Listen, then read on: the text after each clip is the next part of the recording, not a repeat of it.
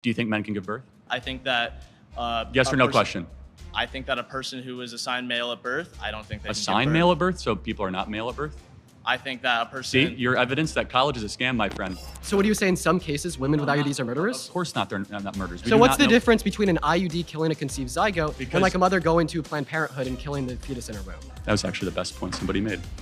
It's not about the cells. No, it's not about... No, I'm speaking. No, I'm speaking. No, I'm speaking. No, I'm speaking. No, I'm speaking. No, I'm speaking. Want to say it one more time? No, I'm speaking. Hello, everyone. I am Charlie Kirk, founder of Turning Point USA, and I am surrounded by 20 woke college kids.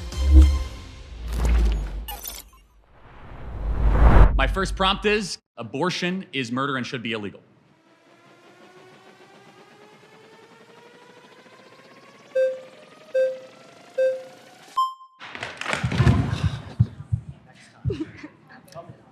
All right. Can I maybe go? Okay, hello, what's your name? Juliana. Nice to meet you. Nice to meet Can you. we get our terms right first? Yeah. Okay, abortion is the forcible ending of the viability of a being in utero, otherwise known as a fetus. Do we agree that's what abortion is? Okay, yeah. Okay, great. And then murder is the intentional taking of life, different than killing or sudden death. So murder would be the intent, with intent, taking another life. Do we agree with that? Okay. Okay, and then we agree that murder in general in society should be illegal. Yeah. Okay, great. So yeah, no, I do want to preface that I'm a Catholic. Okay. So I think one really important thing that the Bible says is to not judge. And just going back to the topic, I think there's a big difference between, cells in utero than a living, breathing, existing being. And while I do believe it's murder, and that's just my personal belief, right? I don't believe in telling people what to do with their bodies. That's not up to me, and it's not up to us as well as Christians to judge. Should we prevent murder in society? For sure, yeah. Then it should be illegal. But I think that it's really different, right? Because, these people aren't... Sorry, nice to meet you. Okay, nice to meet you.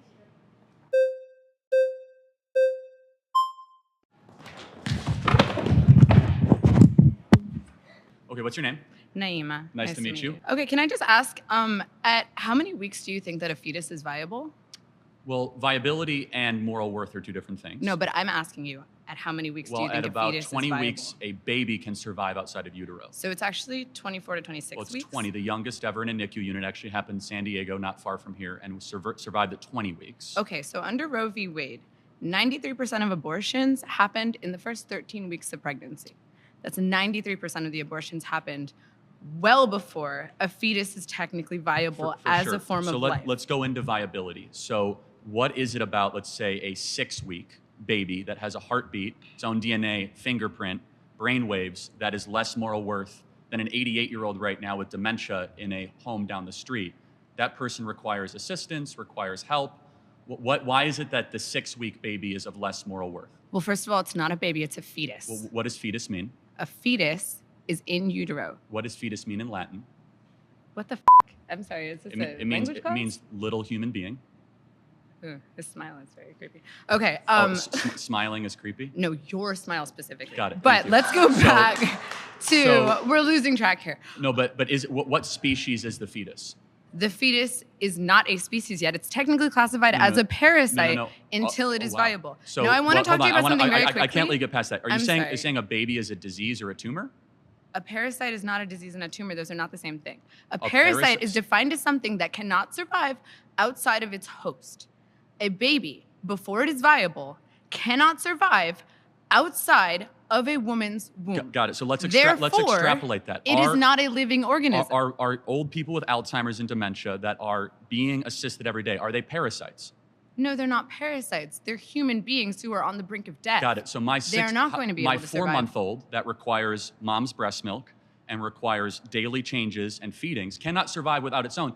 Is my 4-month-old a parasite? Your baby can breathe on its own. Your baby can drink water from its mouth to its stomach. But it cannot. Your baby can eat it hunt? food. Can it gather? Can it reason? But that's not what qualifies something as being a living organism. Being a living organism simply means, can you survive outside of a womb, outside of your host? Got it. So I just want to make sure I'm clear. Why does that then equate to moral viability?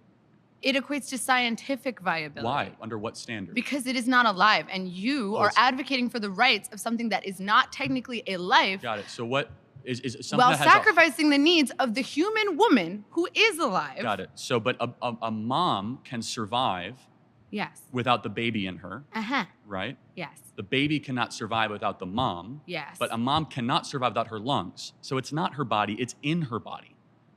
It's not her DNA, so it's not her choice. So it's a... It actually is directly her DNA. It is 100%. It's 50% of her DNA. Half her DNA. He's gonna win, I'm telling you. This could take a while. Okay, first of all, do we have our terms correct? We agree? Actually, no. So first of all, I would like to refine our terms. I have 2 points to bring up after that, though. So you define murder as like intentionally like killing a human being. I think that's a very poor way to define murder, because if someone were to like break into my home and point a gun at the heads of me and everybody I love, and I intentionally kill them to prevent them from killing my family, I don't think I murdered them, right? So I would define murder as the unjustified termination of a human life. You're making a good point. Let me further clarify that. So self-defense is very warranted. Exactly, right? But I can see where you're going to go with how that has to go with abortion, but we can go down that journey in a second. Yeah, so I mean, like, I kind of do want to give you my argument insofar as why I'm pro-choice, why I think it's justified. But first, I think that, you know, your position is quite absurd, right? Because you're saying that it is murder to kill a human being, right, at any point in development, especially when it's in the mother's womb. My question to you would be, well, does this make women with IUDs murderers? Because it is the case that in some scenarios, an IUD will allow for conception to occur, meaning there's a unique human life there, but it will prevent its implantation, intentionally killing it. Well, no, preventing implantation is not necessarily the same thing as terminating a fertilized egg. For example, if you take Plan B, again, it's not the same thing. Preventing the production of progesterone is not the same thing as terminating a being that has been fertilized. You do not know for a fact that the egg has been fertilized. You do not know that when you have an IUD. Okay, yeah, so preventing fertilization or implantation to the uterine lining is killing a conceived zygote. So what happens? A sperm goes into the egg, right? The egg becomes fertilized. It's a conceived zygote. In some cases, it will prevent the implantation of the conceived zygote, killing the conceived zygote. In some cases, correct. So what do you say in some cases, women with IUDs are murderers? Of course not, they're not murderers. We do not know for a case. That's like saying that So what's the difference between an IUD killing a conceived zygote and like a mother going to Planned Parenthood and killing the fetus in her womb? Well, so you're asking 2 separate things. If they knew for certain, to be more clear, that I have a fertilized egg and I'm going to take a drug to prevent that fertilized egg from attaching to their uterine wall, then yes, that is an act of killing or murder, of course. Okay, so do you think all murderers should go to jail?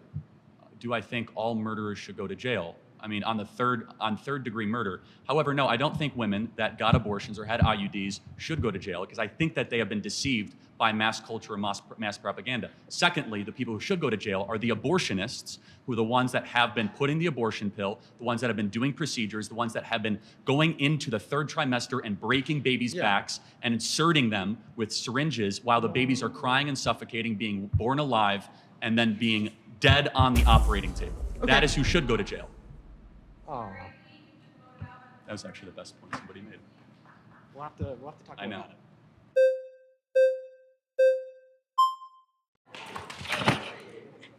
Okay, whenever I'm talking about this discussion, I always go to the question of what about in the case of the mother when her life is in danger? Because I'm a big believer. I don't know. I'm still iffy on if I think it's if it's murder or not. But even so, I mean, I don't want to say murder is justified. Guys, wait. Let me just get this one point, and then you can vote me out. Give me 1 second. Say the mother gets pregnant, and she knows that if she gives birth, she's going to die. She has some kind of health complication. Then what do you do in that case? Cesarean section. I don't know what that means. It's a C-section. They Oh, do an insert. Guys, wait, hold on. Just give me one second. They go right below the belly button, and they deliver the baby. And after she doesn't have to give birth, it's technically birth, but it's much safer. So that's actually safer than an abortion procedure. Sorry, Lily.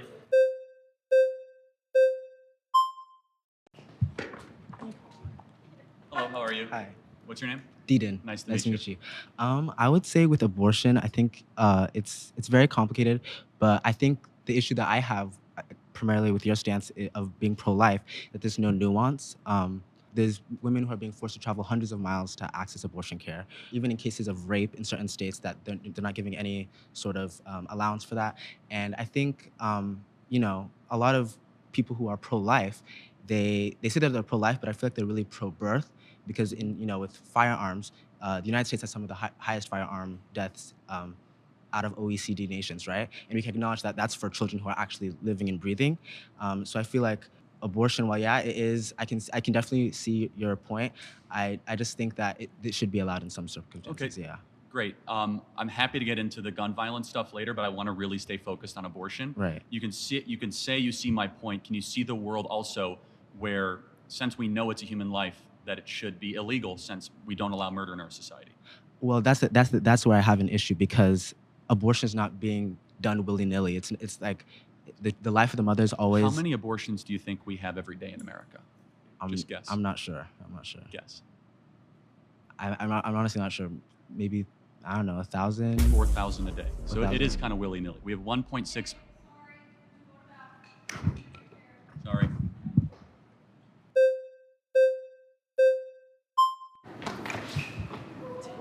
Hello. I just want to clarify, the thing that you're aiming for is less abortion, right? That would be what you would want, or at least no abortion. Eventually, it's also a protection of those that can't protect themselves. But yes, and that's why after the reversal of Roe versus Wade, we saw abortions go down dramatically in Texas, Alabama, Mississippi. We saw thousands of babies that are now alive and well that are able to have amazing lives thanks to the reversal of Roe versus Wade. I don't think a lot of that is true. Well, it is, but it's not true, because when you make abortion illegal, it doesn't actually decrease the amount of abortions that happen. That's a nice talking point. In Texas, the numbers show differently. The birth rate has gone up. Yeah, legal goes down, but illegal abortions still happen. Abortions still happen outside of whatever data you're showing. That's not true, but let's just say, well, if you want to, well, first of all, if you count the abortion pill, you're right, but that's a separate thing than a chemical abortion and surgical abortion are different things. And I'm not debating you, I'm debating her. So if you want to do the flags and come back in, try and be faster next time. So let me ask you this. So the question is, we should try to limit unjust suffering of human beings, right? Sure. Okay, that's my position, is that there's unjust suffering of anywhere between 1.4 to 1.6 million abortions a year of human beings that are being massacred in the womb. And so that's not a woman's rights issue, that's not a men's rights issue, that's just a human rights issue. Okay, the best way to decrease abortions happening is proper sex education. Limiting abortion and making abortion illegal does not actually decrease the amount of abortions that happen. So what is your evidence of that? What is my evidence of that? Because we have increased sex education in the last 30 years. Our sex education is so bad in America. Well, by bad, what do you mean by that? We have more access to birth control for young kids. We have more kids that are learning to use birth control at a younger age. We have more of that in our public school system, and we've seen all the trends actually go in a negative direction. So, in fact, we see that the more sex education there is, the more disturbing those trends are. So you say that, let me ask just one more thing. You say that if we make abortion illegal, people will still do it. Should we then just make gang violence legal because No, I'm saying if you actually wanted to decrease the amount of abortions that happen, you wouldn't be advocating for to make abortion illegal. You'd be advocating for all of these other things. Does that logic apply to stealing, looting, kidnapping, arson, and murder? Well, actually it does, because those are results of different societal issues that you should be educating yourself on rather than making it illegal on the front. Should we make kidnapping, arson, burglary, murder legal because they're symptoms of something else? We should be helping society heal from those things. You got to answer the question. We want less of those things. Should we just make them legal and we'll get less looting? Actually, I'm going to let someone else. Thank you very much.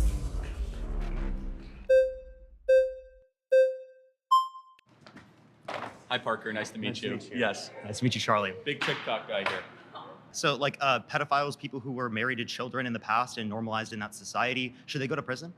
Should pedophiles? If you could go back in time, would you put those pedophiles in prison that married those children because it was normalized? They were deceived into thinking it's okay. Would you put them in prison? You got to slow down. Sorry. Pedophiles should get the death penalty. No. So you'd go back in the past, you give them the death penalty, even though they were deceived into thinking it was okay. But you said people who get abortions who are women shouldn't go to prison. But it's not currently illegal. Okay, regardless. Pedophilia at that time, it wasn't. No, I would not go back and retroactively enforce laws where things were currently not illegal. You wouldn't put pedophiles in prison in the past. Hold on a second. When was it legal in America? Well, child marriage was legal in America throughout the early 1900s, and especially throughout most of society for thousands of years, especially in the Old Testament and in the Bible. Hold on a second. So where is the Levitical law that allows you to marry a child? Oh, yeah. Can you name the verse? Well, I can't name the verse, but the particular conditions that are listed in the Bible are that you have to be physical maturity and emotional maturity, which is extremely vague and throughout society has been seen to be met at puberty. There is not a verse, but let's kind of go back. Okay, so when is the age of consent under your view? Let's go back to, generally agreed upon it's 18 years old. But let me ask you because you don't go based on what's generally agreed, you go based on the Bible. I say 18 years old, but let me ask you a question. Where's that in the Bible? When does life begin? Conception. Like conception, great. So good. So should we protect all life at conception? I care about sentient life, not sentient. Cellular So life. when do brainwaves start? Do you think brain dead people should be able to pull the plug on, like a family should be able to pull the plug on an individual in the family that's brain dead? You got to answer the question. When do brainwaves start? You can see brainwaves around 6 to 8 weeks, which in brain dead individual there are brainwaves as well. So the brainwaves necessary to produce a subjective experience are met until around 18 through 26 weeks in the womb. Can you see it from my perspective? That at 6 to 8 weeks, those brain waves will actually increase, not decrease, if allowed the process of development to continue. Did you know those same EEG scans exist in brain dead people that you don't think are sentient? No, but the difference with the brain dead people is that the likelihood of those brain waves actually increasing is very low. At 6 to 8 weeks, when by 15 weeks they can hear the mom's voice. It's impossible. It's irreversible sensation. That's what brain death is. I apparently didn't know that. But no, it's not coma. But you're doing a red herring. Go back to No, it's not. What's a red herring? A red herring is where you avoid the topic and you say something that is adjacent or symmetrical to what I'm saying, but not actually what I'm saying. You mean a reductio ad absurdum? That's not a red herring. A 6 to 8 week baby, if they're allowed to continue to develop, what ends up happening? At a certain point, it will become a sentient being in the future. The same way that if I keep engaging in sex with my girlfriend, there'll be a baby in the future. Yet I don't care about the unless sperm. you're infertile, which we don't know. But let's see the process of development, right? Why do you want to answer my question yet? Why do you have the ability or the right? Should those child P3Os go to prison? The process of should the pedophiles go to prison? From 1904. How many pedophiles are alive from 1904? They're not alive, right? I meant like if you can go back in the past, hypothetically speaking, and you could put them in prison. Would you put them in prison? I would have killed them myself if I was alive. Okay, so then you don't apply it based upon what people are deceived to believe. You apply it based upon what you consider to be moral. So the women who had abortions, you think they should go to prison. So why should women who get abortions go to prison, but someone like my mom who told me that Santa Claus exists shouldn't go to prison because they're both sent? This is not going to be a constructive debate if you keep on talking over me. Well, I was finishing my statement. You were talking over me. But go for it. Let me ask you a very simple question. Do you think it would be a good thing if we had less abortions in America? It depends on the context. Like, are the abortions prior to sentience?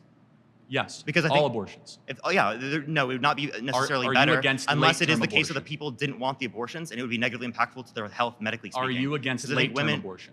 After sentience, yes. Okay, so you believe in an 8-week abortion ban? Yeah. No, I don't. Sorry, I believe in an abortion ban after 18 through 26 weeks. Okay, that's a more reasonable position. I have to give you credit for that. It's similar to Trump's. 15 weeks? Yeah, so why do you think that most people don't share your view on that? Well, people just don't really know what sentience is. There's not a lot of conversation about abortion. And these conversations are very difficult. Like, they're conceptually hard to go through. And I understand why a lot of people don't understand their positions on it. But I think people you are where most You're cutting Americans me off. I thought we weren't cutting people off. I was actually complimenting you.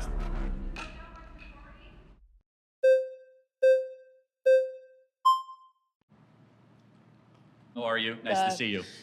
So I just have one question. There's, like, in any case, you don't think there's any case where abortion should be legal? There's a very, very rare couple cases. Okay, so you do think that a couple cases it is legal? If cesarean section is not going to save the mother's life, and the mother's life is actually at risk, which is debated amongst growing numbers of OBGYNs, that is the only case where abortion should be allowed. But people say that it is a growing consensus in the pro-life world that abortion is never medically necessary. Okay, so if you had a daughter and she was 10 and she got raped, and she was going to give birth and she would and she was going to give birth and she was going to live, would you want her to go through that and carry her baby? That's awfully graphic. But it's a real life scenario that happens to many people. The answer is yes, the baby would be delivered. Oh, okay, great. So that's insane. But let me tell you why. No, hold on. Let me ask you a question. There's 2 ultrasounds I have. One is a baby conceived in rape. One is a baby conceived by a loving couple. Which one is which? Your daughter was probably hopefully conceived by a somewhat loving couple. Conceived by rape? Tell me which one was conceived by rape. You don't know. Exactly, because it's all human rights and it's all human beings. But that doesn't matter. It's about your daughter who has to give birth to it and is going to be tortured by that for the rest of her life. That's going to take away every freedom she's ever going to have. That's going to ruin her life. She's going to grow up and she's going to be attached to another thing. The point is how you were conceived is irrelevant to what human rights you get. Hold on one second. If a person conceived in rape walks down the side of the street, it's not like they don't get First Amendment rights or Second Amendment rights. It's not about that person. The worst thing to do to the daughter is to then say, hey, we're going to go murder the being inside of you. They wouldn't even know. Like, listen. They wouldn't know? Listen.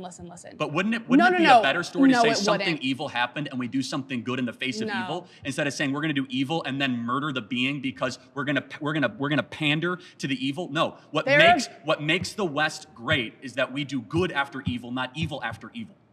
It's not about the being in the cells. No, It's not about, no, I'm speaking. No, I'm speaking. we're both- No, I'm we're both speaking. clumps No, of I'm cells. speaking. No, We're I'm both speaking. clumps No, of I'm cells, speaking. okay? No, I'm speaking. No, I'm speaking. Want to say it one more time? No, I'm speaking. Got it. Thank you.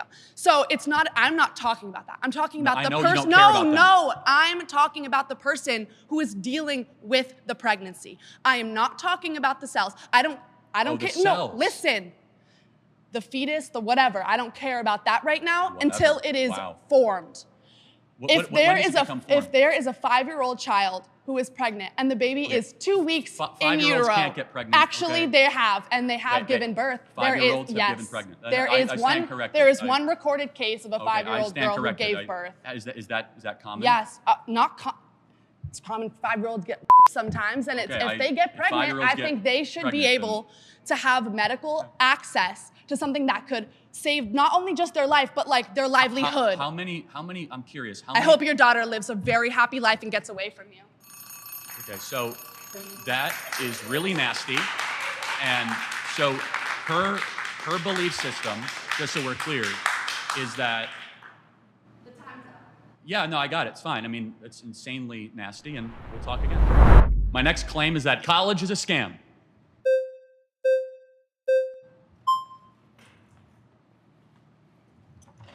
Hello. Hello. What's your name? I'm Maddox. How are you Nice to doing? meet you. Good. So, college is a scam. Well, let's define our terms.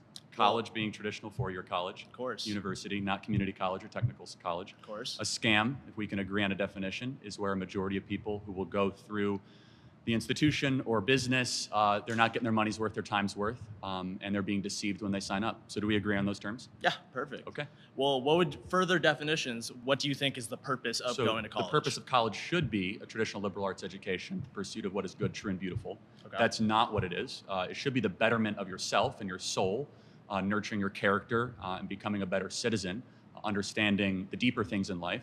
At the very least, though, it should be preparing one for the job market. Do you think college does those things? I think it does, but I would add on to your point that I think not only is it for the betterment of yourself, but it's for the betterment of society. We need historians. We need certain majors that may not make as much money. I think those are for the betterment of society. Would you agree that there's some majors that may not make money, but are still essential to society? It depends. Do you think that getting a degree in gender studies is good for society? I would agree, yeah. Why would studying gender not be good for society? Well, learning that men can give birth is not exactly a good use of time, is it? Is that what they're teaching in college right now? A lot of colleges, yeah. According to the Center for Disease Control, they no longer say women can give birth, they say birthing persons. Okay. Do you think men can give birth? Do I think men can give birth? I think that... yes or no question? I think that a person who is assigned male at birth, I don't think they can give birth. Assigned male at birth? So people are not male at birth? I think that a person... See, your evidence that college is a scam, my friend. College is a scam? You're lacking in a lot of wisdom. Well, here, we can continue right now. So, gender studies, do you think that studying gender is not essential? Should we not deepen our understanding of gender? Well, first of all, I don't think gender... I'm confused. We're going to get there later. I don't think gender exists. I think that there are two sexes, infinite personalities, and no genders. However, let's get back to the core contention. Well, here, can I ask my question again real quick? Well, Why do you think... I'm going to get back to my core contention. A scam. So the majority of kids that go to college, if they end up getting a job at all, they end up getting a job that does not require a college degree. Do you think that certain jobs that may not associate with a direct major can incorporate skills that you learn from a major? I think I'm an econ major, and depending on what job I do in the future, I can still use the skills learned from that. So tell me about Milton Friedman. Tell me about Milton Friedman. He is an economist from... How about Thomas Sowell? Thomas Sowell. Ludwig von Mises. Ludwig... Well, I will say that I'm a first year. How about... I'd love to see you answer the gender studies question. We will get there later. That's what psychedelics are for. Who's next?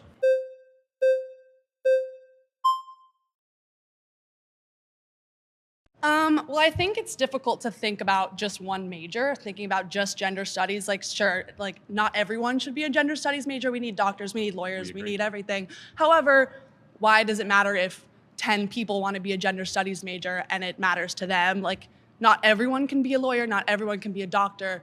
There needs to be some people, and you know what? Yeah, it sucks that some people do go to college and get a degree and then they end up not in a workforce for that. But I don't think that has to do with like college was a scam. It's more like maybe that just wasn't the path for them, or that life choice was just too hard to get for them. But some people are able to go to college and get a degree and use it, and that is super important, because imagine if no doctors went to college, they're just like, I think I can do it. Well, of course, doctors and lawyers need credentialing, right? But college. Well, less than 5% of all people that go to college end up studying medicine or in legal. The vast majority go into soft social sciences, communications, or the humanities. So you're in college, or have been, is that correct? Yeah. Are you forced to take classes that you think are a waste of time? Yeah, I'm okay. You know what? Hold on. So they're taking your money and they're forcing you that they're a waste of time. That's kind of scammy, right? Oh, I think that some classes. Ooh, some. So you have to probably go in debt, right? Depends. Okay. Are you going into debt? No. Okay. Well, that's good. I picked a school that actually offered me a scholarship. Oh, so someone else is paying for your college.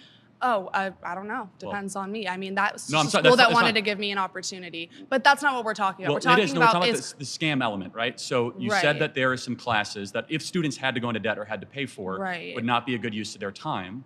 So it's not representing students well. Well, do you think like high school is a scam then? Because I had to pay for high school, but I'm not going to use AP US history in my psychology degree ever. Well, I think AP US history is actually a really good use of time, knowing about your country and your history. And well, but I'm not going to use that in my career. That's what we're talking about in the career path for college. Well, let's go back to what I said, right? We said traditional college, right? Four-year college. And what a scam is, we're a majority of the people that will go through the enterprise, the business, or the institution are not getting their time worth or their money worth. So therefore, I go back to my core contention, which is a majority of kids that exit college will not use their degree at all when they go to find a job. But if you ask them, do you think college was a scam? I don't think majority of them are going to say yes. Some of them will. Some of them are going to not everyone who's being scammed actively knows they're being scammed. People still buy erectile dysfunction drugs off the internet. And they get scammed. Okay, that's their own personal choice, though. Of course, people have choices to be scammed. I'm not saying they don't have a choice. I'm making an observation analysis of the institution. For example, flying Spirit Airlines, kind of a scam. Okay. Should be shut down.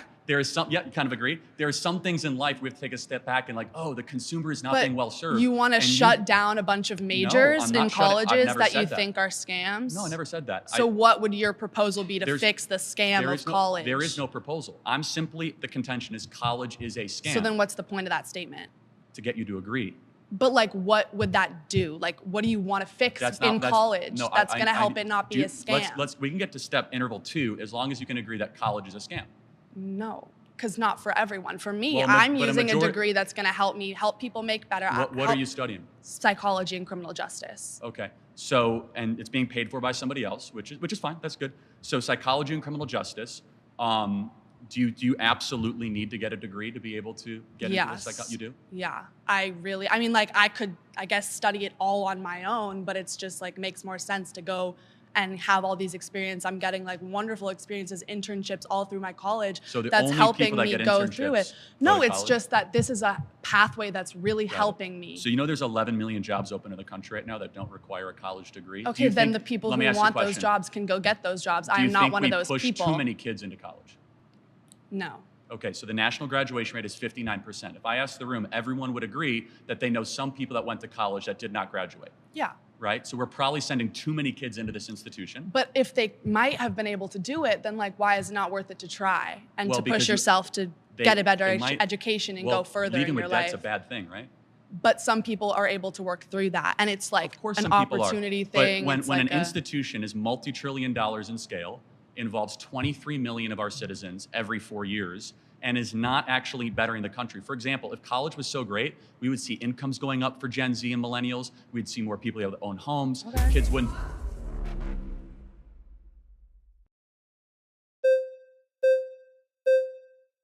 I'm telling you, this is so ableist what you're doing, by the way. I'm telling you, right? Hello, what's your name? Alize. Nice to meet you.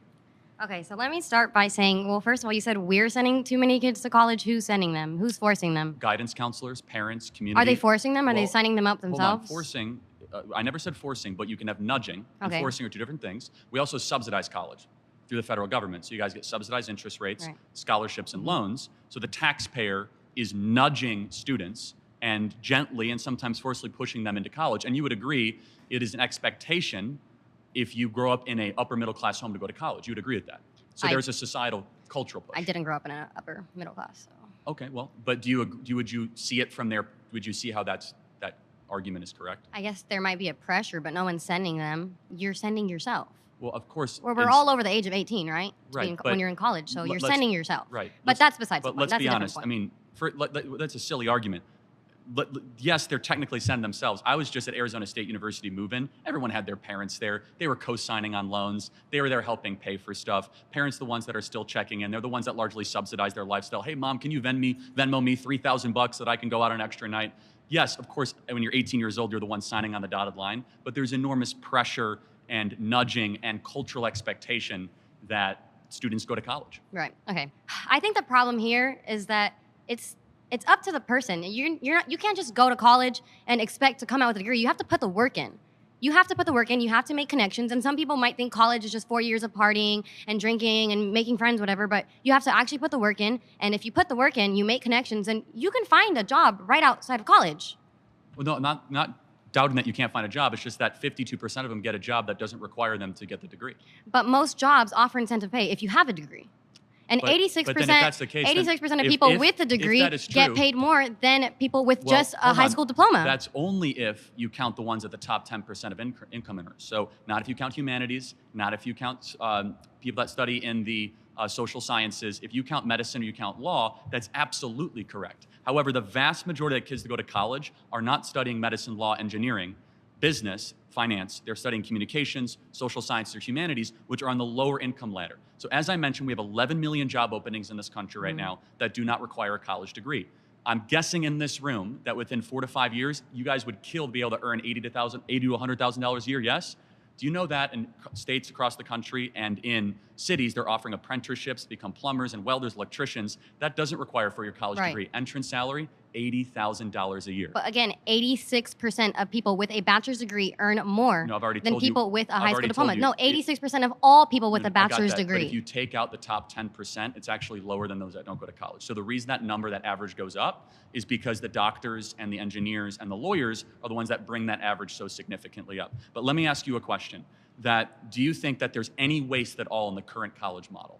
Do I think there's any waste? I don't think we need all of it. Okay, good. What part? Well, you have to start with your core classes. And it's like high school. You're taking the same classes in high school. So do you think, like, for example, do you think that... It's okay. Nice to meet you. Thank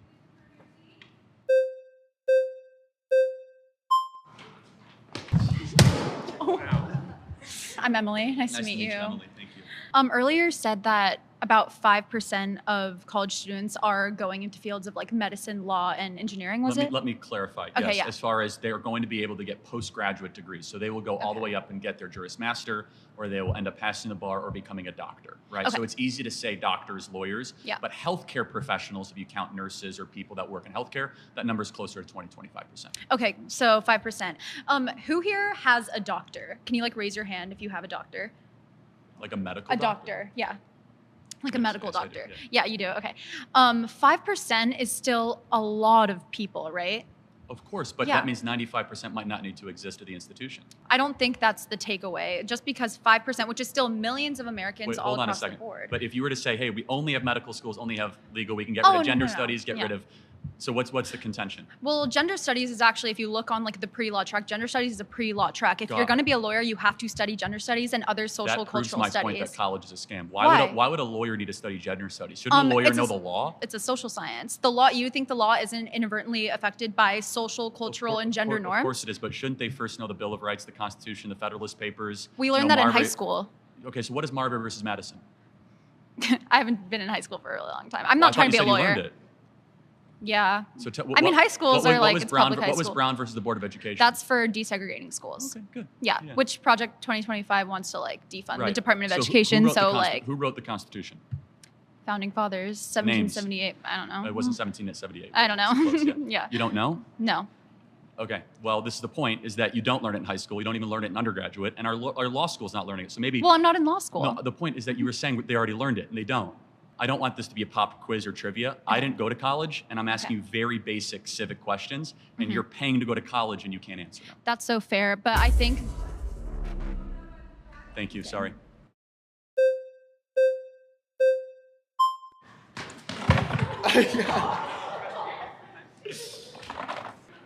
Yeah, I have a question. Is church a scam? No, because church is honoring the divine and the eternal and the good and the true and the beautiful. Is college? But it deceives people because you give a promise of everlasting life, which you don't actually get because Christianity is contradictory, logically speaking. Do you want to get into a theological debate, or are we going to talk about college? Because I completely disagree. Jesus Christ is my Lord and Savior, and we will have eternal life. Okay, so how, if there is a perfect being that created the world, how could we exist in an imperfect world? I'm happy to have this discussion. Can we go back to college, though? Because do you think, because that's a little bit of a red herring and a little bit of a rabbit hole. Tell me what that has to do with college being a scam. Well, I do think college can be a scam for certain people. I don't think it's a scam for everyone. We agree. So for people like me, college was very beneficial for me. For sure. Who is it a scam? I'm asking you, based upon your definition of a scam, do you consider the Christian church a scam? Of course not. It's giving people eternal life and teaches them goodness. But if Christianity is false, then that's a deception. Okay, but you think it's false. I don't. We can agree to disagree. Also, I'm not agreeing to disagree on that. But we're not talking about the church. We're talking about college, right? So again, also, people are not paying to go to church, are they? But it's a reductio ad absurdum. Do you know what that is? Ask the question. What's a reductio ad absurdum? That's a Latin term that means reducing down to the lowest common belief, correct? Yeah, so I'm taking Am I right? I didn't go to college, I knew that. I'm taking your particular position. Let me ask you a question without you interrupting me. Do you pay to go to church? No, I don't. Some people do. They're forced to pay based upon their particular denomination. And today, do you pay to go to church? Depending on the church. No, you don't. Do you have to go to debt to go to church? In some circumstances, people do because they have to give up 10% of their income to be able to do that, which people can't afford. Which circumstance? Well, they're LDS. You understand that a lot of LDS churches specifically require 10%. Yeah, they don't require it. And what you're talking about in plenty of places. Well, you're asking mainline Christian. Isn't there stigmatization if you don't do that? Okay, you're good at interrupting, not good at answering. Well, you haven't answered any of my questions yet. I did say no. Church is not a scam. Church is the bride of Christ. College is a scam, and college is.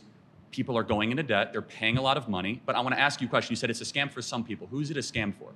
Yeah, for people who specifically aren't ever going to use it, never use any of the knowledge that they retain from it. Well, you say 52%. I don't think you can qualify 52% of people don't do that. What number would you say? For example, my job, that's not going to be recommended as an economics degree. Most economics majors are going to go into TikTok debating online. But I use the information that I learned in college in my job on a daily basis. So I still use relevant qualities that are then used in my job later on. What percentage of kids that go to college are being scammed? I don't think anyone knows that because it's dependent upon an individual. I have no clue. Shouldn't we try to find out?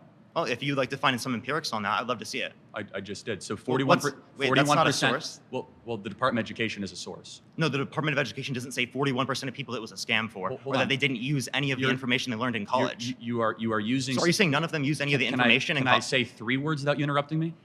Do any of them use the information later on?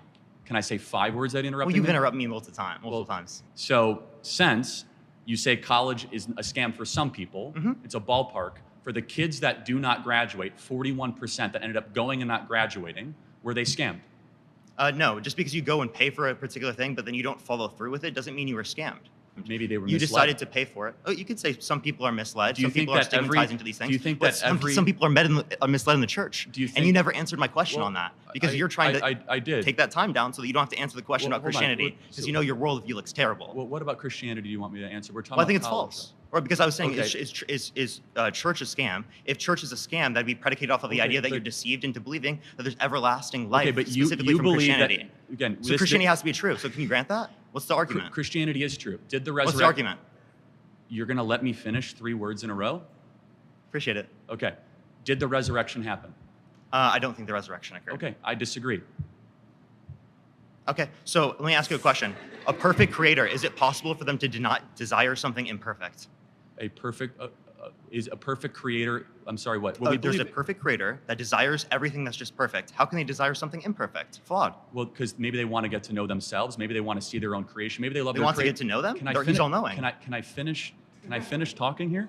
Okay, maybe because God loved the world so much that his creation, which rebelled against him, given agency and free will, rebelled against them, then got eternal life, what we actually deserve, and then sent his son on a rescue mission to save us from that. The church is the bride of Christ, will save us from damnation that we deserve. College is far from the bride of America. It's currently scamming the youth of this country and sending them into oblivion. Didn't answer the question. I did. No, you didn't say how they could desire something imperfect. Well, God can do anything. We'll talk about that later. God can do anything, so. Even something logically contradictory? No, it's not logically contradictory. To desire something imperfect. Can an unstoppable object hit a immovable force? Hey, before we go any further, we want to take a moment to say thanks so much to Straight Arrow News for powering the fact checks in this video.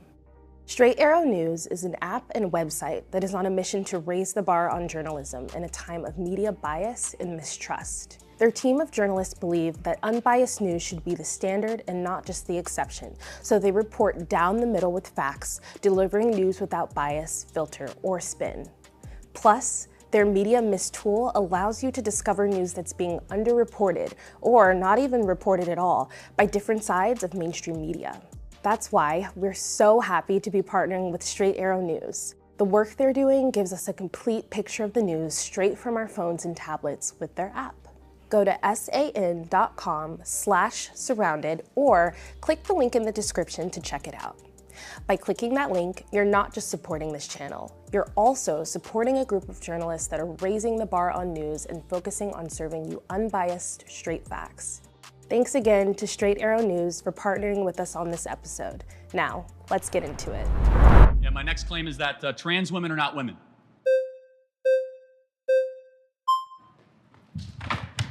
Okay, what's your name? Sam. Nice to meet you. Let's define our terms. A woman is an adult female with XX chromosomes. You tell me, what is a woman? I think a woman is somebody who identifies as a woman. Got it. So that's not a definition. That's like saying a table is something that identifies as a table. Give me an objective definition of how... No, it's not. A table is an object. Well, a table can't identify as anything. It doesn't have choice. You have to give me an objective definition of what a woman is. If I decided right now that I wanted to identify as a woman, I would be a woman. Okay, but that doesn't answer the question. I know, but right now I'm a man, right? So if that happened right now, I'd be a woman. So once a person makes the decision to identify as a woman, got it. No, they're a woman. That's a separate issue. What is a woman? That's the definition. No, I know, but you have to tell me what. A person who identifies themselves as a woman. But you have how do you know that they are that thing? How do I don't need to know what they are. I can ask them if I want to know. But there needs to be. You need to tell me what that thing is, though. Somebody who. Okay, sorry, we're not getting anywhere. We're not getting anywhere. Well, no, it's important because it's like saying a giraffe is a thing that looks like a giraffe, or a coyote is a thing that looks like a coyote. It's called circular reasoning. You have to give me a actual definition. I don't have to. I did give you a definition. No. You said that a woman is something that thinks they're a woman. That doesn't give me a definition. That's simply. What would you consider a definition then? An adult female with XX chromosomes. No. I mean, like, what makes that a definition?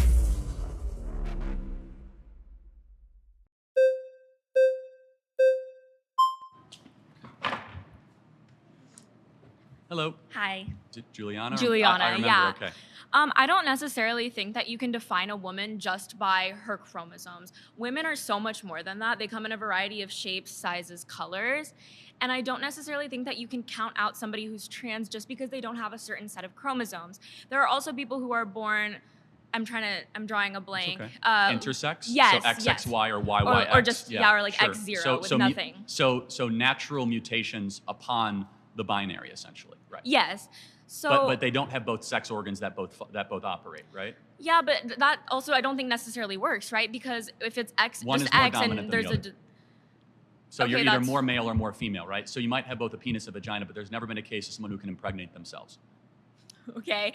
I also don't necessarily think that works for this situation, but I also want to say that one of my best friends is trans, and I would say that she's more of a woman than I am.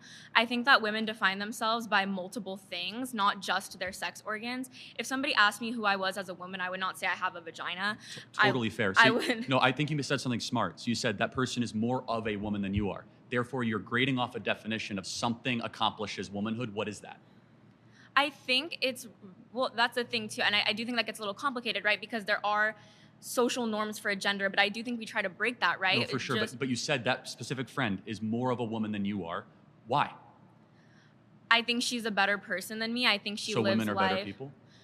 She's a better woman than I am. I'm not saying women are better people. But what makes a woman? Because you said she's more of a woman than you are. So I want to know what that definition is.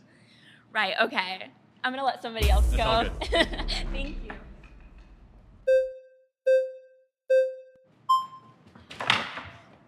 Okay. All right, Parker, what is a woman? A woman is an adult human person that has a desire to be in accordance with a particular set of social and cultural norms that are typically associated with the female sex. Now, define a man. Define a man. You're looking at one, XY chromosomes in a Okay, but does God the Father have XY chromosomes prior to incarnation? We literally have a religious topic. He's a father and he's him, but he's not a man? We have a religious topic. Wait, so a man is someone with XY chromosomes, but he doesn't have XY chromosomes, yet he's still a man and he still uses preferred pronouns? It's actually very interesting. In the original Hebrew, Adonai, do you know what Adonai is? It's the Hebrew word for God. It's actually genderless, but in the scriptures, they use he, right? And they use the masculine. Jesus Christ came to earth as a man, not as a woman, not as genderqueer. But let's go back to the... But God the Father's a man, right? Because all fathers are men. Well, first of all, there's a trinity. So God the Father is neither man nor woman. He is omniscient, omnipotent. He is all being on top of it. So why do you use he? Well, I did not. The scriptures do. You could use woman. You could say her. You could use him, but the way that the language is structured, again, it is so, God the Father is so above gender, it is so above any of our understanding. Then why use with him? Glory and understanding. Again, because you have to make a choice, either he or him or her in the original scriptures. Let's go back to, I'm happy some to get into fathers that, aren't men and boys? So some fathers are not men and boys, not men or boys. I'm sorry. Some fathers are not male. No, of course they are. I'm not. Wait, so God the Father's a male? Hold on, God the Father. So where do we get God the Father from? What Greek word? From your scripture. Well, from Abba, right, which is a very close personal term. You're not answering my questions, and you're bringing up random language that doesn't matter. Well, it actually does. No, it doesn't. But let me get down to the root of it, because he's not a man. You know he's not a man under your worldview. Yet you still use his preferred pronouns. You still call him a man. Christ is a man. You don't do that with trans people because you're transphobic. That's why. Okay, got it. But Christ is a man. I'm happy to get into the sexuality and Before gender incarnation, he's not. of the Trinity. Okay. Before incarnation, there's no penis. There's no XY chromosomes. There's no small gametes. Hold on a second. Let's think about it. If that's correct, how is it then Jacob saw the face of God? Okay, so if there's hold on. If there was not before the incarnation, how did Jacob see the face of God? How did Jacob wrestle with God? Characters can have faces without biology. How did Jacob wrestle with God? So okay, do you think that he has a body? Well, or was that a figurative notion of wrestle? That's a mystery of the scriptures. I'm not here to, well, it is. I'm not here to debate theology. Can we go back to what we're talking about? Does he actually have biology? You keep trying to pivot because you know this debunks you. Well, what biology does your God have? Well, the one of Christ our Lord. No, I meant before incarnation. Well, to be honest, I don't quite know, and I don't think the scriptures are. So you don't know what a man is? Well, you can't define what a man is? It's a little opaque. Again, you're looking at a man. But your video, the largest video on TikTok is, what is a woman, 20 million views, but you don't know what a man is under your own worldview? I said you're looking at a man, right? Wait, but God the Father doesn't meet that criteria. Am I looking at a man? Yes, you are. Okay, good. Just making sure. A man that's beating you in a debate right now. Okay, that's fine. So let me ask you a question, though. So do you think that anybody can become a woman? I think that anyone who meets my criteria is a woman. What's your criteria again? Again, adult human person that has a desire to be in accordance with a particular set of social and cultural norms that are typically associated with the female sex. Can society ever be wrong? Sure, but like it's a desire to be in accordance with a set of social and cultural norms. Can I become black if I wear blackface? No, because it's not a desire that you have to be in accordance with a particular set of social and cultural norms. What if somebody wants to be black? Because race is defined phenotypically based upon the expression to other people. But by some standard, you're judging that. Do you think there's a phenotypical expression of someone who's white and someone who's black? Like, I see you're white because of your phenotypical expression. Right. So, but do you think, but Rachel Dolezal that said she is black and culturally black, is she black? Does she have phenotypically characteristics we would associate Define with people phenotypical. I'm not sure what that word means. It's going to be the expression so of melanin a particular content in one's skin? Yes. Okay. So she could pass as a black person. Wait, so she doesn't have the melanin content? She's borderline. No? Heavily. Okay, so then she's not black. Okay, so you're able to say who is black and not black? That's how we define it in society, no shit. Okay, got it. So, but is there an objective definition of who is black? Wait, language is all subjective. Linguistics professionals indicate it's subjective. Language is all subjective? Yes, absolutely. Oh, Every really? word you just used was created by other human beings that are engaging in conversation. No, you might think it's created by God, but even then it's still subjective. Got it. But now we're getting somewhere. God's a subject. Now we're getting somewhere. Is the word and the value behind murder objective or subjective? Well, I think morality is subjective, but you think it's subjective too because it comes from God. That's interesting. Wait, does it come from God or independent of God? Well, no, of course it comes from God. It's transcendent. That's subjective. Human beings. That's subjective. Yes, it is. No. If it comes from God, it's specifically subjective. If it comes independent of God, then it's objective. No, what you just told me is God also is compatible morality. with moral anti-realism. So let's go back to the Ten Commandments. You don't understand right? meta-ethics. Well, hold on a second. What does subjective morality mean? What does it mean? Subjective morality means that it comes in everybody's own opinion, their own form. True dependent upon a stance. Again, God is a stance, and that's the truth of morality. So if let's believe, do you believe if everybody believed in the concept of God, the transcendent God, that there was a 10 commandments and we should live by them, right? Is that objective morality? No. Just because people agree doesn't make it objective. Okay, then what, again, independent of a stance. What is agreeance is not independent of a stance. What is objective morality then? Sorry. Thanks. We'll be back at it next time.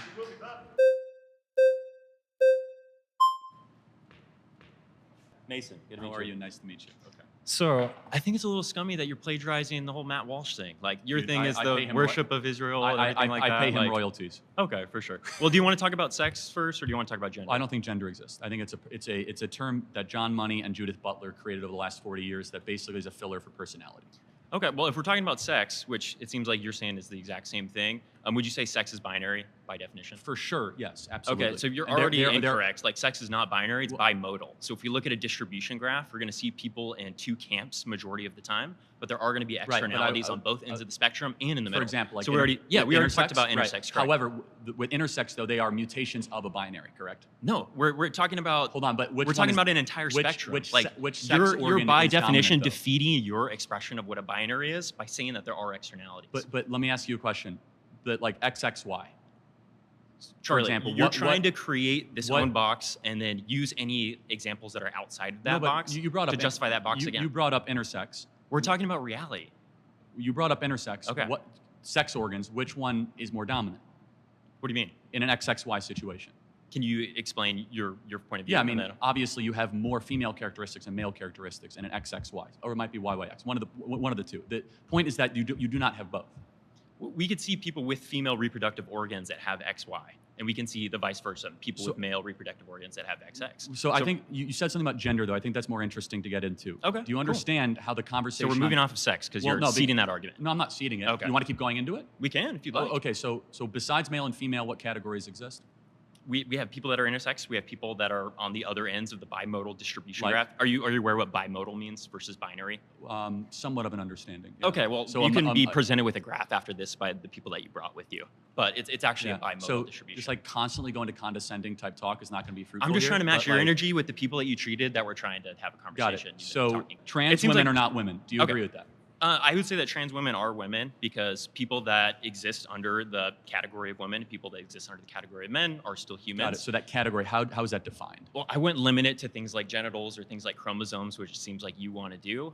What type of genitals would you say I have since you're so obsessed with genitals? I'm not obsessed with genitals, but I could do a blood sampling right now and I could see exactly what you are because every single one of your trillions of cells are either coded with XX or XY, no matter how much surgery or whatever. I think that you are man, but you could fool me. You could take hormones, you could play camouflage. Like I could fool you to be Hispanic if I had the right Hollywood makeup director. That doesn't mean that you are the thing though. But you're going from an objective biological perspective, which we've already talked about with sex. I'm talking about a social construct or a social utility. Yeah, so like if we were at a restaurant, right? I'm sitting down you're a man. And I'm sitting down at the table and you're telling the waiter, hey, I want to go sit with blank. What would you use? With you? He doesn't know my name. Yeah. Well, so I'm sitting over there. That guy. Yeah. Yes, correct. That guy. You're going to typically use he or him, or you're going to say that guy, like you just said. Correct. Because you're ascribing the male gender to me based on my performative characteristics. I say I could be an error. Maybe you are a biological woman. And then you'd correct yourself, right?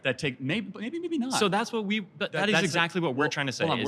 So the question is that, do you think that womanhood can then be assumed just through costume design?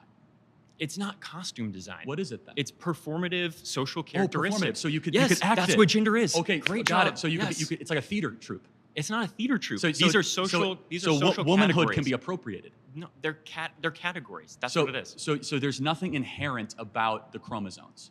There's nothing that. Correct. Yes. Wow, we disagree. So there's nothing inherent about having a period or being able to give birth or the specific hormonal makeup. In different cultures, we've ascribed that to womanhood. If you go back to other cultures spanning thousands of years, you'll see a difference when it comes to those. Like for example, the Mayans had plenty of people that were schizophrenic, right? So that means nothing to me, right? Okay, so, we have people that say they're hearing things from God. Would you say that's schizophrenic? Well, not necessarily. It built Western civilization and common law and due process and individual rights. I just wanted to hear that your priority. Defense of the unborn and the greatest civilization ever. You know, that voice from God happened to build the greatest nation ever to exist in the history of the world. That's okay. Fine. I think the Mayans would say the same thing. That's the problem with presuppositional arguments. Yeah, let's go down. Is that you could say anything. Can we go visit? I mean, God's telling me right now that you're a Nation? fish.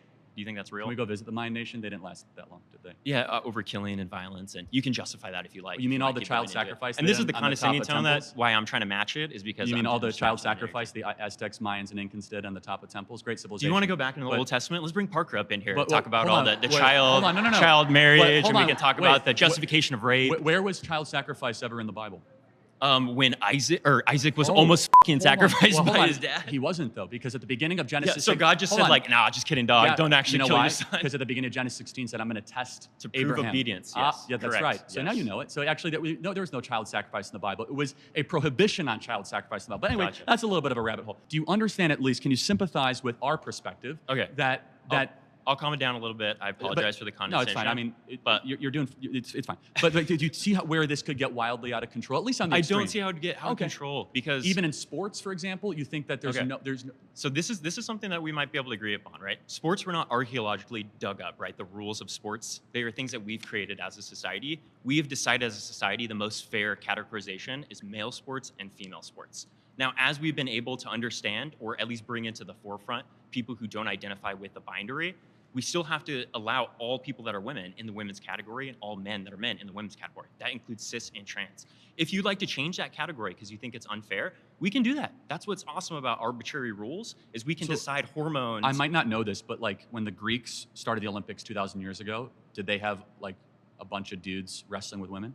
I don't even think they allowed women to compete. Well, I might be wrong on that, but that kind of proves the point, though, that there was a... Yeah, and what did we do to allow women? We changed the rules. Right, no, but that, by definition, therefore, there is something from body composition, bone mass, lung density, testosterone, and estrogen rates, or endocrinology is different. So if you'd say the majority of males in the bimodal distribution graph, we're going back to that, you can say, hey, we want this level of hormones in this particular category, and we can separate it by hormones. I agree with you that a majority of men or majority of cis men are... You got to be like 99.9%. I don't know, Ronda Rousey could kick my ass, I will say that. No, for sure, but I mean, but could she kick Conor McGregor's ass? Well, now we're talking about the peaks, right? But she's at the peak of cisgender. No, because you're talking about the peaks of two different categories in the same sort of... Right, because why? She's a cis woman. Well, she's a cis woman and he's... a cis man. But yes, and he could kick her tail, right? Yes, I would agree. Oh, okay, for sure, right? Because cis men and cis women have different hormone levels. If you want to change the hormones, we can change the categorization. But you're saying that you want men and women, bar none, and you say that's the most fair category. Then we have to allow all women and all men. But again, those things don't. So I just want to be clear. So because I think I'm tracking your argument, is that in the University of Pennsylvania swim team, when Thomas swam against biological women, you're perfectly fine with that. I think as long as we have the categories that way. Thanks. Good to meet you. Yeah. I want to get him in. He hasn't debated yet. No, you're fine. You're fine. What's your name? Hi, my name is Preeti. Nice to meet you. Brittany, nice to meet you. Go ahead. Preeti. Preeti. Preeti. P-R-E-E-T. I'm sorry. You're totally good. Yeah. Okay, so I kind of want to go back to a little earlier. You said that Parker has lower T than you. So would you say? Called a joke. Yeah. No. Right. I'm fully aware it's a joke. But I guess on that point, do you think that T has to do, or testosterone has to do with your manhood? No. Well, yes and no. I mean, if you are looking at typical testosterone estrogen rates of women, they are far different than those of men. But for example, your testosterone rate goes down when you have children. For example, when you're a man, that doesn't make you less of a man. They go down by about 400 points. Okay, but when we were talking earlier about sports, right? Mm-hmm. And you were saying that the reason why it's unfair for for example, a trans woman who used to be a man to be competing in women's sports, you cited that they have higher testosterone levels. One of about 50 characteristics. Also lung density. Men's hearts are bigger. Okay. We have greater bone density, muscle mass.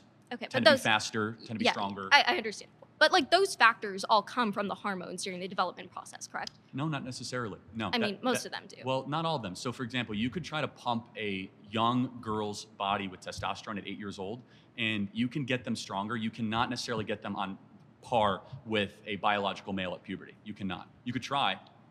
Okay, but because there's something in the coding of our genetics. Right. The coding of our genetics, which is often controlled by different I guess parts of our DNA and also the hormones that are produced that affect the effective coding of how we're more than you're endocrinology, produced. But it's a big part. Because for example, if you just give a kid testosterone, that doesn't even get them close to becoming a male, or estrogen giving them a female. Okay. They might get characteristics that are close to that.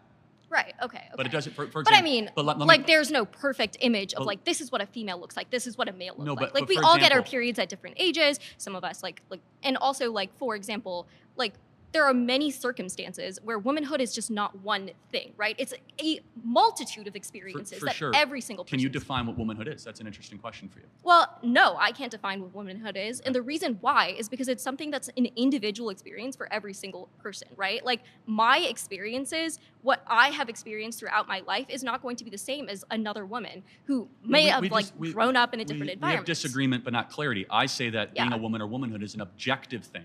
Right, but it's objective outside of one's own opinions or experiences. So, but are we at the point where we're discussing where this is like not something based on your chromosomes, but something maybe based on a construct?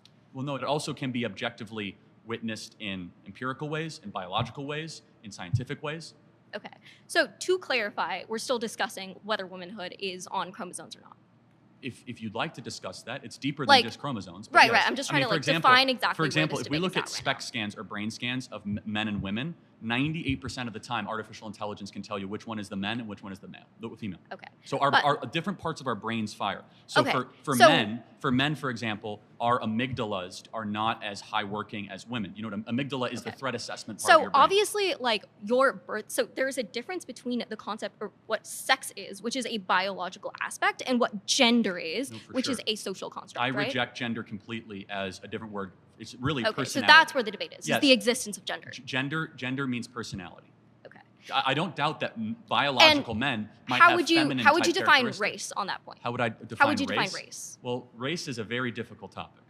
Okay, because I think that it's a really important thing to discuss when it comes to terms of this. If I draw blood, is it ethnic lines? If you have a blood sample of a black individual and a white individual, I can't tell you which one is which.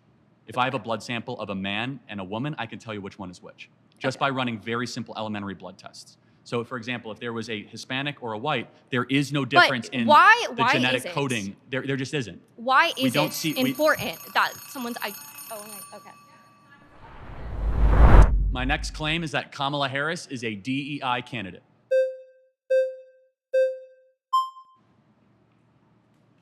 A lot of competition, Mason. Yeah, exactly. Good to see you. Good to see you again. Can I define what a DEI candidate is? I think that you're going to say because she's black and she's a woman, she was appointed because Joe Biden promised that, and it's not a testament to her success. Not only that, but also in her getting the nomination of the Democrat Party, they said repeatedly, we do not want to pass over a black female.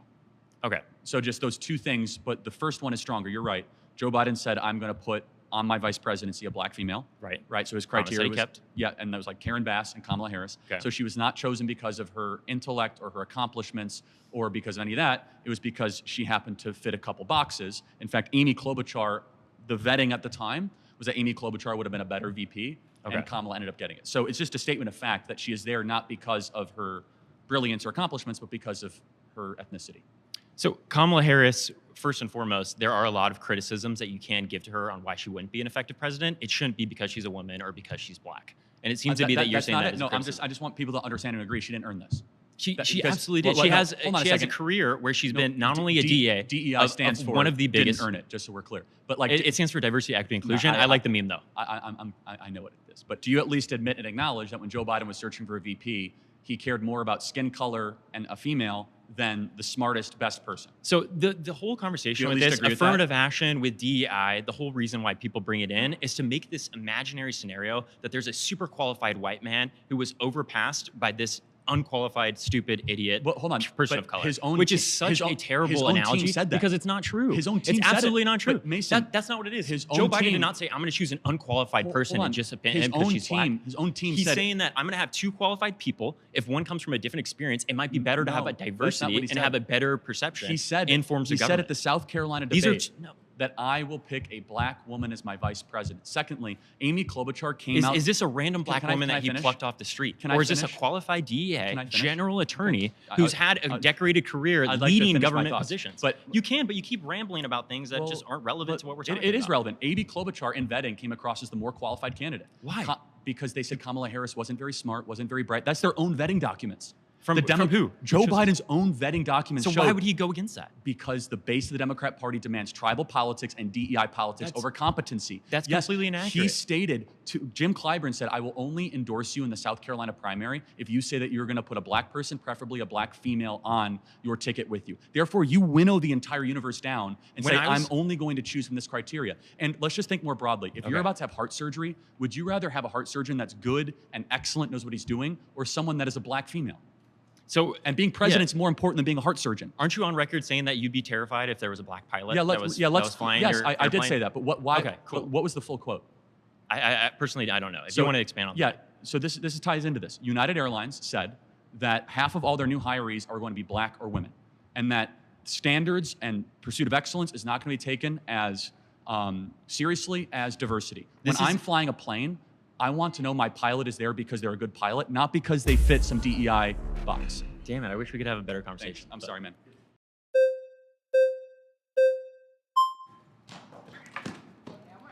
Fast, man. Okay, so let's say that Kamala Harris was the DEI hire as vice president. Do you think she's also a DEI hire as the presidential nominee for the Democratic Party?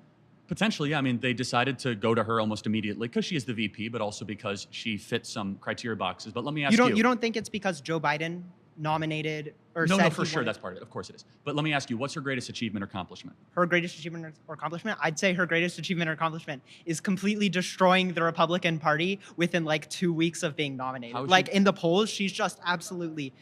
Huh? Sorry.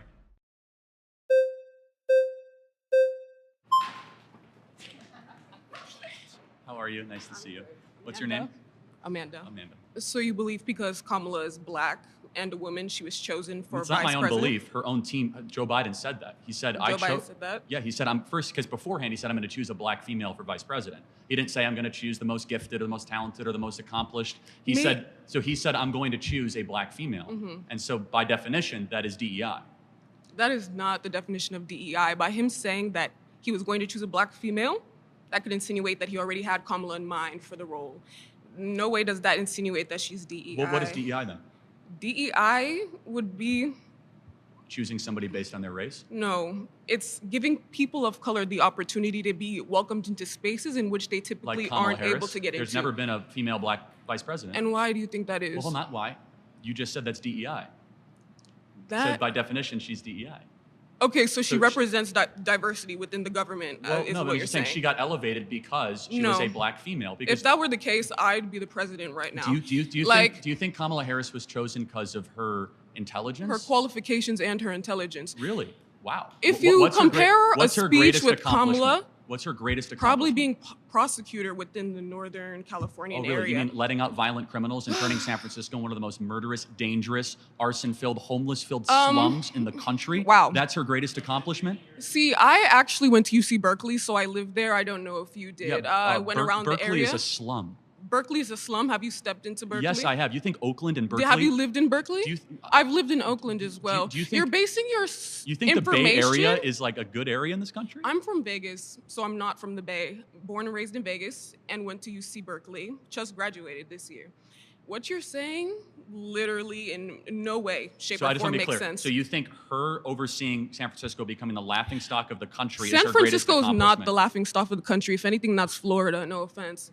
But well, hold on. If that's the case, why are millions of people moving to Florida and millions of people leaving California? Because there are cheaper rates there. People are moving to Las Vegas. Las Vegas has changed as a whole. It's cheaper because it's a better run state, and we don't give money to illegals. Northern California is not all. Northern California is not the entirety of California. Hold on a second, but there's Southern California, Northern California. Why is it that so many businesses are leaving San Francisco if she did such a great job lowering crime? Do you know businesses go where things are cheapest to operate? Why are they cheaper? Because they're better run states. Do you realize that California is one of the most populated states within the U.S.? So obviously costs are going to be higher. California. Not only that, but land within this state is also very, very, very minimal. So that's... Well, hold on, you have tons of land. You're one of the biggest states in the the country. Yes, it is one of the biggest lands, but do you also take into account the population that's here? Yes, and due Florida to that, and Texas have a greater combined population than California. And California has more population and more land mass than Florida. Why is it that San Francisco has a declining population and Miami, Tampa, Orlando have an increasing population? What does this have to do with DEI? Because she ran San Francisco poorly, and she was chosen as a VP because she was a black woman. She didn't run San Francisco poorly. She was the DA of San Francisco. So she's prosecuted. And then she became the AG of California, where crime went up, homelessness went up, arson went up, kidnapping went up, She's not the murder went up. police. Isn't that the job of the police to get the criminals and for her? The attorney general of the state is the top cop of the state. Yes. And what did she do to lower crime in California? She convicted those who were guilty. Why did crime go up? Because as the population increases and this economy gets worse, as the economy gets worse, people are becoming more and more desperate, which leads to passive crime. Thank you.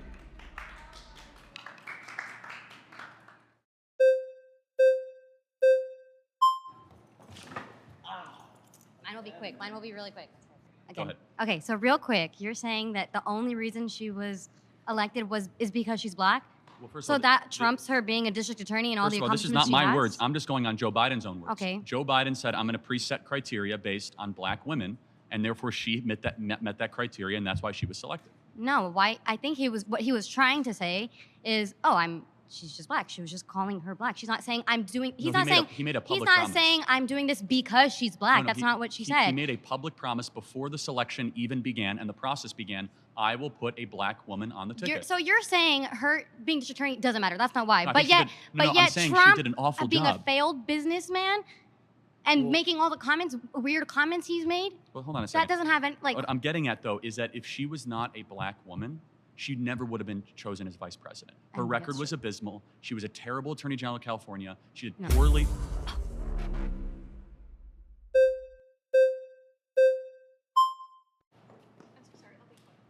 I'll be quick. I'm so sorry. She gets the next one. Yeah.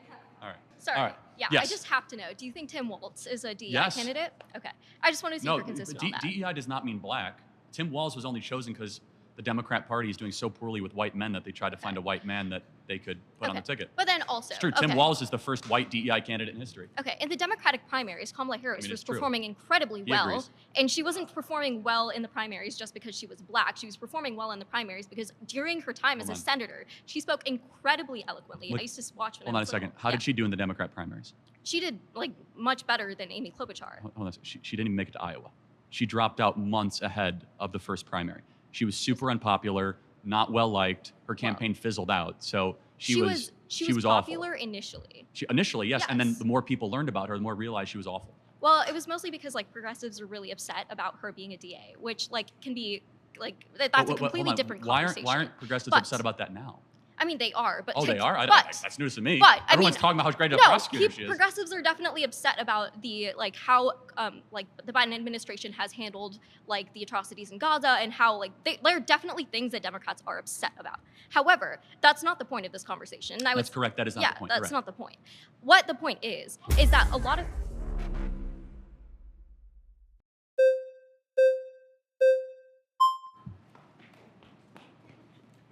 Aw, thanks, guys.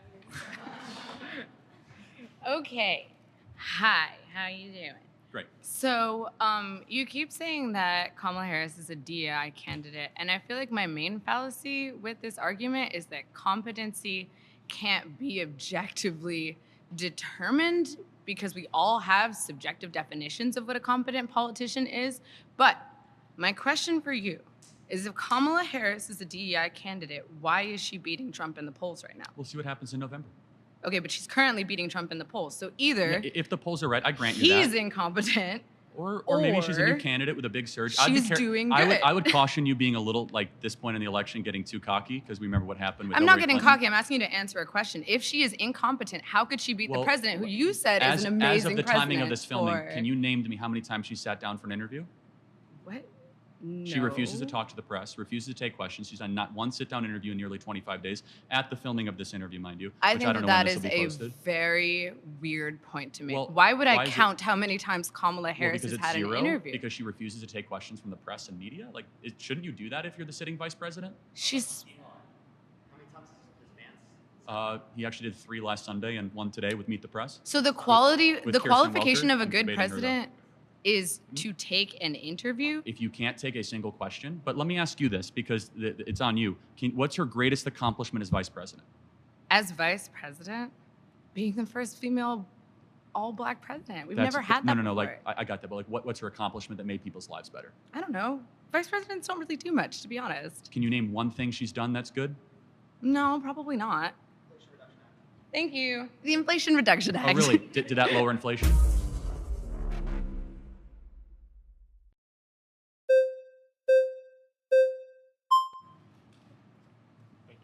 What's your name? Brad Nice Brady. to Nice to meet you. I like the idea. 30 seconds on, 30 seconds Let's do off. it. I think the best thing I could say about this is you have your opinion and I can have mine. You believe that Donald Trump was a good president. I maybe don't believe that. You believe that Kamala Harris is a DEI candidate for the position of president.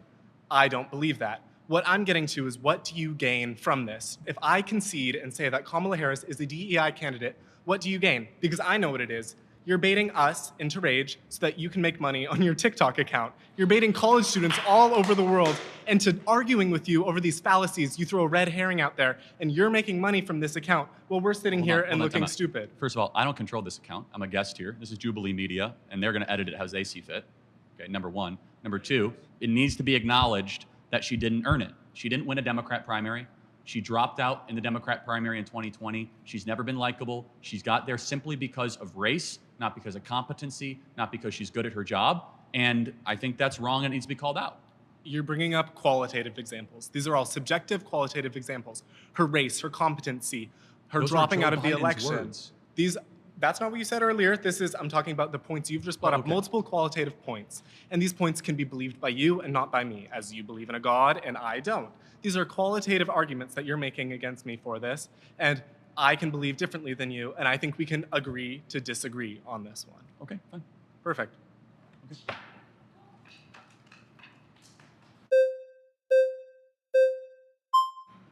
I think this is going to take the entire time. You're welcome. 30 on, 30 off. How do you feel about the Senate?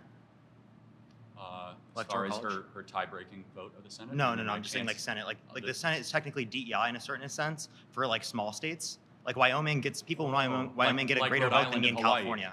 Like Rhode Island and Hawaii. I'm giving you an example. California, I get less of a vote than someone who exists in Wyoming. So we're giving people in Wyoming more say than they necessarily should, given that they're one individual. So why do you believe in DEI as it relates to how our government is set up, but you don't believe in DEI in terms of allowing for people who are black or who are women to be in positions of power that they have not been allowed in historically speaking? Got it. So is the Electoral College and the Senate based on race? It's predicated off of diversity, equity, and inclusion. How is right? that? Like inclusion of country areas, inclusion of rural areas, inclusion of white men like you. Okay, so you mean like Hawaii? I'm referencing. You could say smaller states or places that have less people in it. So obviously would be able to have more of a say per individual. So your argument is that the U.S. Senate is a DEI. I gotta be honest, I've never heard that argument, but I think it's a little silly. But how is it silly? Argue against it instead of just saying it's silly. Well, right. So it's silly on its face because first of all, we have on the House of Representatives it's proportional to population. Oh, Second, but the Senate isn't. So it's DEI. It's not DEI. Yes, it is. Why would you say it's diversity, equity, inclusion? Because Wyoming gets 2 senators. They're their own sovereign state, aren't they? For country areas, for rural areas, equity for rural areas. That's not right, for smaller states. So let's go back to the Federalist Papers and the Founding Fathers. Why was the Senate composed Can you tell me why it's not DEI? Like under your definition, why is it not DEI? Because it's not based on race. And by the way, it doesn't have to be based on race. Based, it's not based on equity and it's not based on inclusion. Can't you have DEI based upon different characteristics other than race? Let me finish. Whether or not you're a woman, whether or not. Let me finish. Why? It's because we are a collection of states. We are not a federal project. So states' rights usurp federal. Do you know what the 17th Amendment is? Do you know why the Articles of Confederation failed? Yes, but what is the 10th Amendment? Because states had too many rights, had too much power. What is the 10th That's why Amendment? we specifically adopted the Constitution. Parker, let me make one point, okay? Which is, how did we used to elect senators? It'd be population. No. We used to elect senators based on state legislatures. So the Senate is an extension of the state legislative bodies. That's not DEI, that's federalism. No. That's the way that our system is set up, what I'm which saying is a DEI. bottom-up, citizen-led government to allow the states, which are first and foremost sovereign. So it goes in this ladder in this country. That's still DEI for those states citizens, and for those country areas. No, because it's colorblind. It's not that, we It's get white again, states DEI more is and not black only based states on more. race. Hold on a second. Diversity for country, diversity for rural, equity for rural, and inclusion of rural. That's an DEI. interesting point. So you think DEI is only race because you associate it with Kamala Harris? Let me ask you a question. Is there a single instance in corporate America where DEI is implemented where diversity means anything other than skin color diversity? So diversity. No, it's not about viewpoint. Women. What? Fine. How about chromosome or diversity or skin color? So skin color. There's gender. You have to move the goalpost a little bit because you got destroyed there. All right, but there's also I'm just asking a very simple question. The answer is no, because our system of government. That doesn't mean that's not DEI. It still meets your definition. The Senate is DEI. What was your definition though? What was your definition? Diversity, equity, inclusion. Diversity doesn't only apply to race. You're just saying other people defined diversity, equity, inclusion to be based on race. You didn't though. Let me finish. Because you're saying you didn't earn it. You know who did earn it? South Dakota and North Dakota when they charted themselves into states. Wyoming didn't earn it because they have less of a population. Themselves into a state. Hold on. Yeah.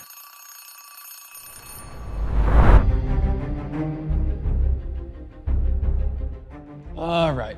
Who really wants to go? I don't want to pick on. I don't want to pick on somebody who doesn't want to get picked on. Okay.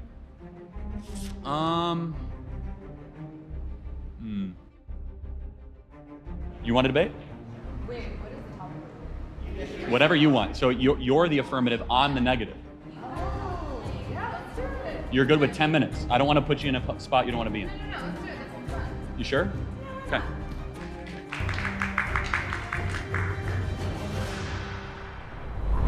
Okay, I guess the claim I'm making is that affirmative action is constitutional.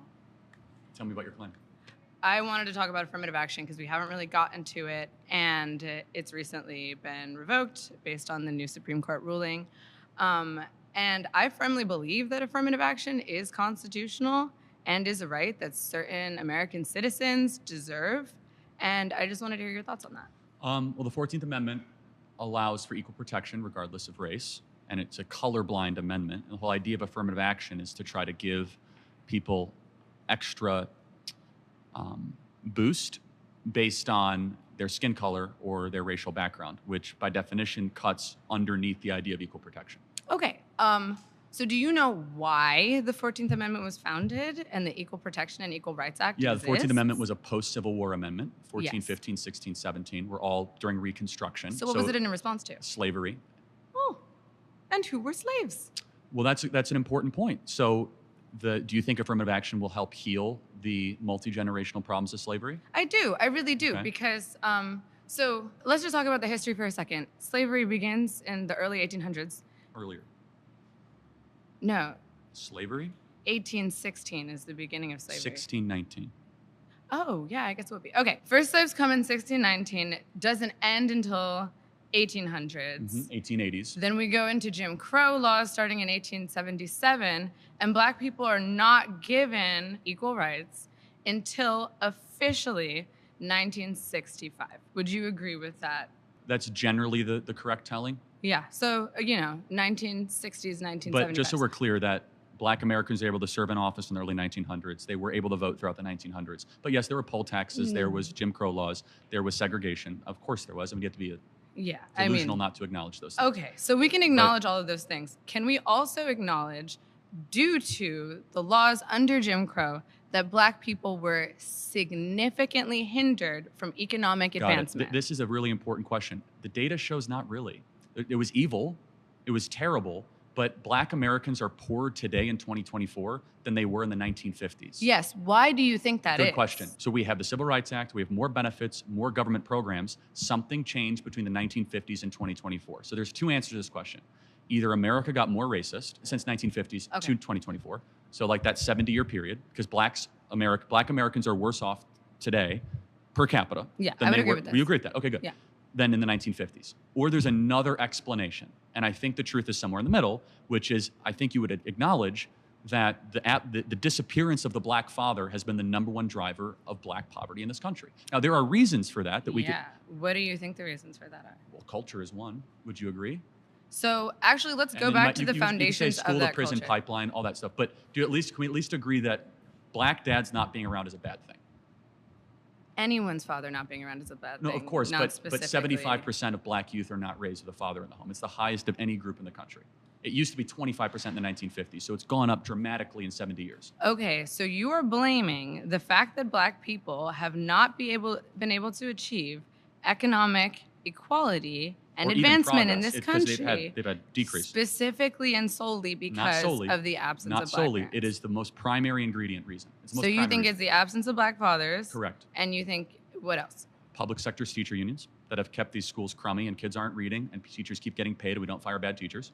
That's a big thing. Okay. War on police in our inner cities and not having enough police and not actually locking up criminals. Hear me out. For example, in Chicago, do you know that only half of all murders go solved in the city of Chicago? That doesn't surprise me at all. That's a problem, right? That is a problem. Yeah, so we need more police, more detectives to solve those murders. But I want to hear your points too. I'm talking too much. So let's go back a little bit to what you said in the issue of policing. Mm-hmm. Now, starting in the 1980s and continuing onward, there's been a war on drugs. Is this correct? I like the war on drugs. You like the war on drugs. So during the war on drugs, it created an epidemic of mass incarceration, specifically hold on, only if you're using drugs. No. Or peddling drugs. If you don't use drugs, then you don't go to jail, right? So you believe that the criminal justice system is flawless? No, I've never said flawless. There's a lot of people in jail that shouldn't be in jail. There's a lot of problems in any system. Okay, so wait, let's pause on that. So you believe that a lot of people who have gone to jail shouldn't be in jail? A small percent. What percent would you say? 5%. You would say only 5%. Correct. When you have a system of justice, you're going to have scummy prosecutors. You're going to have bad defense attorneys. I have a question. Can I get a Google? What percentage of people currently incarcerated are black? It's way larger than hold on. It's what? Hold on. It's way larger than 5. No, I know, but the fact I'm saying 5%. Hold on a second. So that's the point that I'm trying to make. Exactly. Who am I debating? Am I debating here? If your own government is pumping drugs. Yeah, so I want to make a quick You're point. right. Black Americans are in prison far greater than the percentage of the population. So Black Americans are about 13 to 14% of the population. Yes, about half of all prisoners are black. Exactly. So blacks commit more crimes than whites do. They commit more murders, they commit more arsons, they commit more kidnappings. For example, blacks are 13% of the population and they commit 58% of all the murders. That's not a war on drugs, that's a culture problem. Okay, so let's talk about that culture. Black people have been legislatively subjugated up until 1965. I'll give it, honestly, it's later, but let's just say 1965. You do not think that 10 generations of legislative subjugation and slavery during that time, 4,000 black men, women, and children are lynched as the result of race riots in this country? You do not think that these things have a lasting effect? We have had 10 generations of subjugation and 4 of legislative freedom. Of course they have an impact, but it's more on you to explain why things got worse since the Civil Rights Act. More violent, less fathers around, poorer. Why is that? So, because of mass incarceration and the unfair criminalization of black men. But let's just take murders, for example. Why blacks are 13% of the population and commit 58% of the murders? Why is that? Because people in affluent and whiter neighborhoods are not being policed at the same rate. There are more police. I'm talking about dead bodies. There's no, we're not talking about policing, we're talking about murders. Why are so many blacks committing murders outside of their population? Okay, let's take it back to some history. I'm curious for an answer to that question. I'm going to give you one. So let's go to redlining. Okay, redlining. Redlining yes. is why so many blacks are killing each other? No, let me finish my claim. Okay. And then you can respond. Is that okay? Okay. So redlining, federally mandated or sustained by the FHA, right? Separating black Americans to specifically impoverished and relegated areas of the country. We are incapable of buying homes and putting equity into neighborhoods with lower crime rates and better educational systems. We do not have access to things that would uplift and help our community. When you are put in an environment that promotes and reinforces social and economic inequality, you become desperate and are forced to do things that maybe don't align with your values. But what you're making an excuse for a now, lot of murder, when you have a lot of stealing, a high concentration of a subjugated people in one area. If you were right, when blacks in America did not have the same rights they had today, they were less murderous, there was less break-ins. Why is that? So I'm sorry, are you trying to say that blacks thrive under subjugation? No, I'm not. I'm saying I'm asking you the question. The data shows they were actually better in the 1940s. It was bad, it was evil, but what happened? Something changed. They committed less crimes. Maybe they were afraid. I mean, 4,000 Black men, women, and children were killed in violent lynch mobs. If that's your explanation, but I guess racial terror permeated American culture for hundreds of years. Black America is worse than it has been that in the affected last 80 years. the generational psyche of an entire group of people? No, I'm sure it did. I'm not discounting that. I'm just trying to understand, why is it the more social welfare we've done, so we've spent $20 trillion on uplifting Black communities, $20 trillion, and Black Americans are poor. We've done everything that's been asked. You haven't done everything that's been asked, though. Great society, because what is being asked? Subsidized housing, Medicaid, public schooling, subsidized college. We're talking about $20 trillion that has been spent on the Great Society, and yet Black America is poorer, more murderous, more dangerous. So there's an explanation. I'm asking you to explain that to me. But we are not asking for handouts. We are asking for equity. Hold on, and part of equity what does equity mean? is you mean taking from other people? Excuse me. It means sharing, which is something that you guys seem to have a very hard time doing. Sharing. So somebody has to explain why Black America, and you haven't, is 13% of the population and commits 58% of the murders. Black people have built and founded this society. Thank you. I was a very smart group, very opinionated. There were a couple other people, I kind of felt bad for them. They had a lot of strong opinions, but they just weren't ready for prime time. Overall, very good group, very impressive. Republicans tend to just focus on like preventing you from arguing your point, not actually countering the points that you come up with. He often will switch the topic, like do a lot of gish galloping and like kind of filibustering to get people to not be able to make the points that they want to make. And I definitely feel like he did that to me. Look, Charlie's a talented guy. There's a reason why he spoke at the RNC. He's media trained, he's had conversations like this before, and he's built a career on dunking on college students. But for a bunch of liberal students who don't have that same type of media training and who aren't as prepared to be in confrontational formats like this, I thought they did a really good job of articulating their views. Yeah, Mason was the smartest kid, for sure. Parker needs to calm down. Very smart, but kept on changing the topic. But he's got talent. Very annoying, though. Smart, but annoying. Parker definitely gave Charlie a run for his money. Yeah, Parker ate that down. One girl was very nasty. She was a very nasty person. She overly personalized it. I honestly don't regret any of the things I said. The only thing I would have taken back is I said at the end, as I walked away, I said, I hope your daughter can get away from you.